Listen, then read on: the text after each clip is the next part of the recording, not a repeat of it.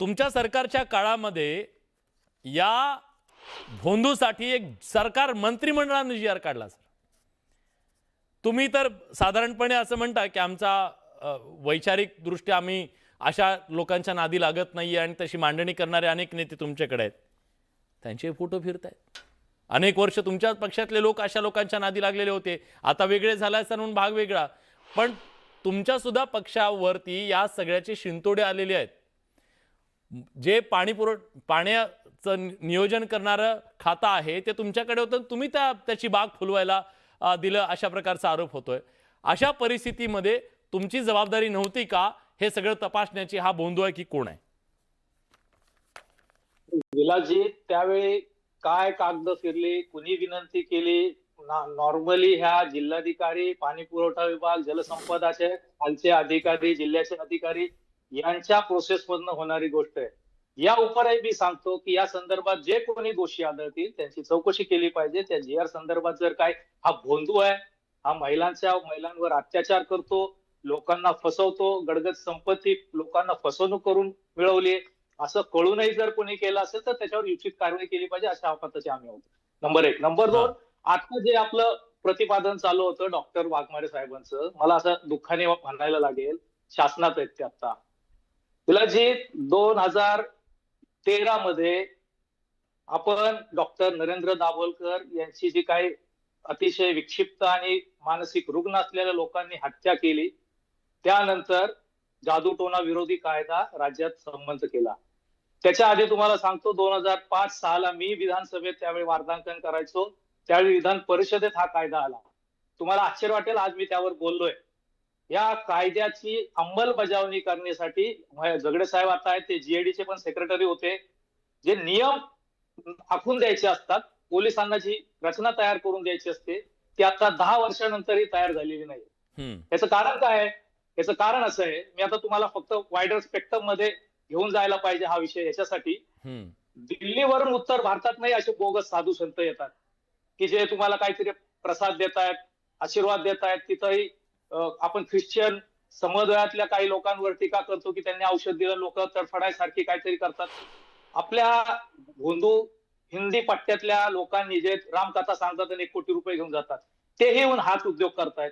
याचा अर्थ असा आहे की नियमच करायचे नाहीत, या लोकांना मोकळं रान द्यायचं. आपण भारतीय राज्यघटनेत मान्य केलंय की संविधानाचा उद्देश हा विज्ञाननिष्ठ समाज करायचा आहे. ज्या एआय समिटचा तुम्ही उल्लेख केला, मी दिल्लीच्या एआय समिट मध्ये होतो, मी चायनातलं एआय पाहिलंय. आपण का जाऊ शकत नाही? ह्या भोंदूंच्या कारणात का आपण अडकून पडतो? याचं कारण असं आहे की विज्ञाननिष्ठ समाज तयार करायचाच नाही अशी एक मोठी व्यवस्था या देशात आहे. आता ज्यांच्याकडे ही जबाबदारी आहे, आता तुम्हाला माहितीये की एसआयटी आता स्थापन केली, पण अनेक, जसं झगडे साहेबांनी सांगितलं, एसआयटी अनेक यंत्रणा आहेत. पोलिसांना माहित नव्हतं का अहिल्यानगरच्या? तर त्यांना विचारलं आपण इन्फॉर्मली, तर त्यांना माहित होतं. आता आमचे अनेक त्यातले सहकारी मित्र त्याच्यात त्यांच्या फोटोमध्ये दिसत आहेत. ते अतिशय लांछनास्पद बाब आहे. मी आता आज दुसऱ्या गोष्टीने बोललो की हा फक्त तेवढ्या पुरता मुद्दा नाहीये, हे एक कार्टेल आहे. हे अशा पद्धतीने काम करण्याची सगळ्या राज्यात सिस्टीम आहे. त्या भोंदू बाबांच्या संदर्भातली एक यादी आज अंधश्रद्धा निर्मूलन समितीने राज्याचे पोलीस महासंचालक सदानंद दाते साहेबांना दिली. करा ना सरकारला, जर सरकारमध्ये मनगटात ताकद आहे. मुख्यमंत्री साहेब म्हणतात आम्ही ह्याला सोडणार नाही, आम्ही त्याला सोडणार नाही. अरे आधीच धरलं पाहिजे. मग या सगळ्या गोष्टींची व्यवहार सगळी तपासणी करायला तुमच्याकडे यंत्रणा आहे. त्या यंत्रणेतनंच हे सगळी कामं केली पाहिजेत. मी विचारतो एकच मुद्दा मी सांगतो, हे जे कार्टेल माझ्याकडे माहिती होतं, आपला आकडा फक्त करेक्ट करतो, तो 2000 कोटींच्या संपत्तीचा मालक आहे. 50 पैशाचा चिंचोका यांनी 1 लाख रुपयाला विकला. इतकी मला शब्द वापरायला हवा, ही बावळट जनतेला, ती जी काय सगळे भक्त मंडळी आहेत ती बावळट स्वरूपाची आहे. ह्याच्यानंतर जे काय कार्टेल यांनी केलंय, महिलांवरचे अत्याचार, जमीन, पैशांचा व्यवहार, हे सगळं जे एप्स्टीनने अमेरिकेत केलं, लोकांचे व्हिडिओ काढले, तशाच पद्धतीने यांनी केलंय. आणि हा महाराष्ट्रातलं एप्स्टीन आहे. या व्यवस्थेत ज्यांनी ते काय उपभोग केलाय त्याच्या संदर्भातले सगळं गैरप्रकार केलेत. माझी मागणी अशी होती की मोकोकानुसार या सगळ्या टोळीवर कायदेशीर कारवाई केली पाहिजे, इन्क्लुडिंग चाकण कारवाई. अजितराव, ही वस्तुस्थिती आहे आणि एक पत्रकार म्हणून मी सांगतो, 7-8 वर्षापूर्वीची गोष्ट आहे. मी 4 ते 5 दिवसामध्ये मराठवाड्यातले साधारण 3 भोंदू बाबा असे होते जे लोकांना असे गंडवायचे. त्यांचं स्टिंग ऑपरेशन केलं, त्यांना पकडून दिलं आणि आत्ताही तो खटला लढतोय. या महाराष्ट्रामध्ये अशा बंधूंची संख्या काही कमी नाही आहे. पण अशा बंधुगिरीला आळा घालण्याच्यासाठी आपल्याकडे कायदा आहे. आता त्यांनी एक अतिशय गंभीर मुद्दा सांगितला की त्या कायद्याच्या अंमलबजावणीवर सुद्धा प्रश्नचिन्ह आहे. आणि हे सगळं इतकी वर्ष घडत होतं. काल घडलं, आज उघडकीस आलं असं नाही आहे. अनेक वर्ष घडत होतं. इथल्या व्यवस्थेचं हे अपयश नाही आहे का? आणि इथली अख्खी व्यवस्था त्याच्या एखाद्या भोंदूच्या पायावर नेऊन लोटांगण घालायला लावणं हे व्यवस्थेचं अपयश नाही का? महाराष्ट्राचा हा एक प्रकारचे अधोगतीचं लक्षण नाही का? विलाजी, आपण म्हणताय ते दुर्दैवानं अतिशय खरंय आणि हे मान्य करतानाही यातना होत आहेत. या व्यवस्थेमध्ये काम करत असताना आपण जे बोललात आणि महेश झगडे सर जे म्हणालेत, सर आपण फार थोडे लोक असे असतो की जे छाती ठोकपणे समाजासमोर येऊन बोलू शकतो, कारण आपण कुठल्याही गैरव्यवहारामध्ये लिप्त नाही आहोत. विलासराव, मध्यस्थ लायझनर्स नावाच्या एका किड्यानं ही यंत्रणा पोखरून काढलीये. मी देवेंद्र फडणवीस साहेबांचा कार्यकर्ता आहेत. साहेब आम्हाला नेहमी शिकवतात की सार्वजनिक जीवनामध्ये काम करायचं तर चरित्र आणि चारित्र्य स्वच्छ असलं पाहिजे. मी अतिशय जबाबदारीनं बोलतो. या राज्यामध्ये जे अधिकारी या बाबाच्या नादी लागले आणि जे राजकारणी एक पातळी सोडून बरेचसे लोक देवभोळे आहेत. आपण केसरकरांचं नाव घेतलं, अत्यंत देवभोळे आहेत केसरकर. कोणी सांगितलंय त्या बाबाकडे जातील, हात जोडतील, पाया पडतील, काही तिथे बाबा आपल्याला सेवा करायची संधी मिळते का ते करतील. वेगवेगळे प्रकार आहे त्याच्यामध्ये. काही लोक देवभोळे मदत करतील, काही कंत्राट देण्यासाठी वगैरे काही असं काही करतात. नाही, 2 मिनिटं मला याच्यामधल्या मी ज्या सगळ्या या व्यवस्था नाही, मी थेट विचारतोय तुम्हाला, देवभोळे असणं आणि व्यवस्था घेऊन जाणं फरक आहे ना त्याच्यामध्ये. व्यक्तिगतरित्या कोणी कुठेही जाऊ त्याच्याबद्दल एक वेळ नाही, पण व्यवस्थेबद्दल प्रश्न चालू आहे इथं.